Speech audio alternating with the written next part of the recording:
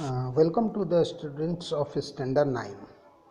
As we have discussed in previous class regarding the cell, so we have discussed a lot regarding their different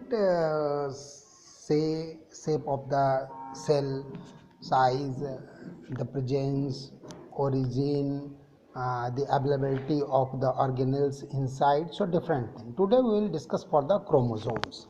The thread-like structure which we have studied in the nucleus at the maturity, that thread-like structure condensed and coiled and looks like rod shaped. The rod shaped structure is known as chromosome, which is chromosome. So it is a part usually in this chromosome constricted. This constricted part is known as centromere. So this rod shaped structure at the part where it is constricted known as a centromere. At the time of cell division, the central part of this centromere, centrally located part of this centromere only, that is known as kinetochore, is going to attach with the spindle fiber rays. From where they are arising? They arising from the centriole. These centrioles as a cell organelles we have discussed in the previous class. So they are going to attach with this kinetochore, and both arm of the rod shaped structure of chromosome is going to placed aside to make it divided into two cells. Let us discuss for the next time or in the next class regarding this cell division. So according to the length, their position of the centromere, these chromosomes are mainly of four types. Let us discuss one by one. If the centromere is centrally placed or located, then both side arm will be equal. So this type of chromosome is known as metacentric chromosome. Now second type, if the centromere are placed aside from the center, that means one side arm will be longer and another side of arm will be shorter, is known as submetacentric. Now third type, if the one arm of chromosome is very smaller in comparison to another arm which will be more longer in the size, so known as acrocentric. Now fourth, if the centromere in chromosome is occupied at the one end only of the arms, that means only the centromere will be fixed at only one side of this chromosomal arms, so that is known as telocentric. So the number of chromosomes is fixed in the nucleus of all individual species. So in every species the number of chromosome is fixed. Like human beings having 46 number of chromosome, in mouse having 40 number of chromosome, in maize plant having 20 number of chromosome, in tomato having 24 number of chromosome, in potato having 48 number of chromosome. So these species to species it is fixed. So these chromosomes are available in pairs, or it represents two sets of chromosome, one set received from each parents.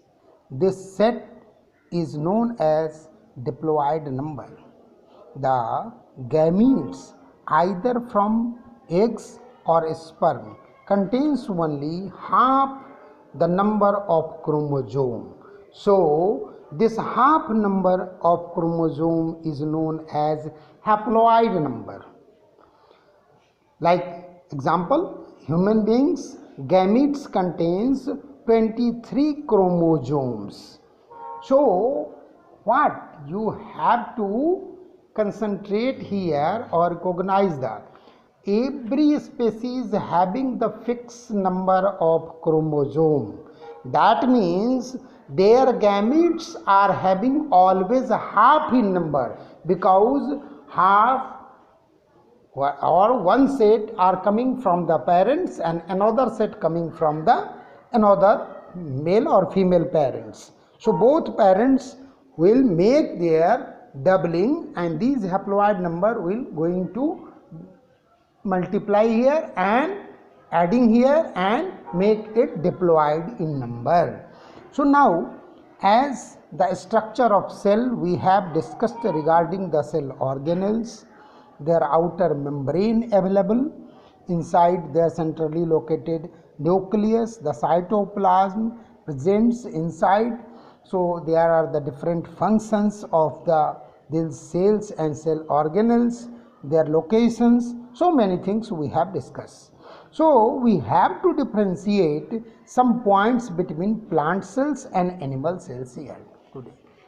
Now, the plant cells are larger in size, whereas animal cells are smaller in size. There is one difference.